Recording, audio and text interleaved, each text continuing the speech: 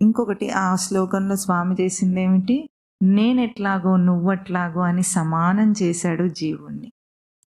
నేను, నీవు, ఈ రాజులు. నువ్వెవరెవరిని చూస్తున్నావు? అందరూ సమానం అంటే ఎట్లా అవుతారు అంత సమానం అంటే? మనకెంత ఆశ్చర్యకరంగా ఉంటుందది. నేనా స్వరూపమా? నేనేం దేవుడినవుతాను? నేనో పిచ్చివాడిని, నేనో మనిషిని అనుకోకూడదనే ఈ బోధ మనిషిలో ఒక పరివర్తన తీసుకొస్తుంది. అంటే తనను తాను నీచంగా అనుకోవటము, న్యూనతా భావం అనేది మనిషికి చాలా చెడ్డది. ఎందుకంటే దాన్ని ఎదగనివ్వకుండా చేసేది అదే భావన.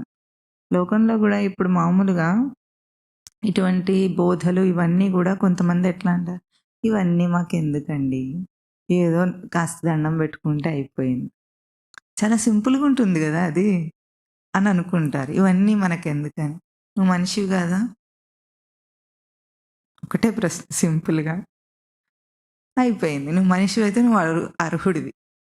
మాకెందుకు అంటే చదువు లేని కారణంగానో, లేదో ఇవన్నీ ఏదో ఉన్నత కులాల వాళ్ళకే మనకు గాదు ఇవన్నీ అనుకునే వాళ్ళు గూడా ఉంటారు. అంటే తనను తాను తక్కువ చేసుకోవటం వల్ల తన ఎదుగుదలను తను ఆపేస్తాడనమాట.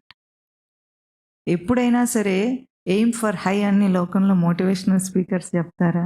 ఎప్పుడు హయ్యర్ గోల్స్ ఉండాలి. హయ్యర్ లెవెల్ యాంబిషన్స్ ఉండాలి. యాంబిషన్ ఉన్నంత మాత్రం చేత ఏం చేస్తాడు? దానికి ఎఫర్ట్ పెడతాడు. ఎఫర్ట్ పెడితే రిజల్ట్ వస్తుంది. ఇంతే కదా సూత్రం. ఎప్పుడైతే అట్లా లోకంలో హై యాంబిషన్స్ ఉన్నాయో, మరి నిన్ను నువ్వు గుర్తించుకోవటంలో ఎందుకు ఎదగకూడదు మనిషి? అది ఎప్పుడైనా ఈ ఆధ్యాత్మిక బోధ చెప్పేదేమిటంటే, నువ్వు ఎదుగు.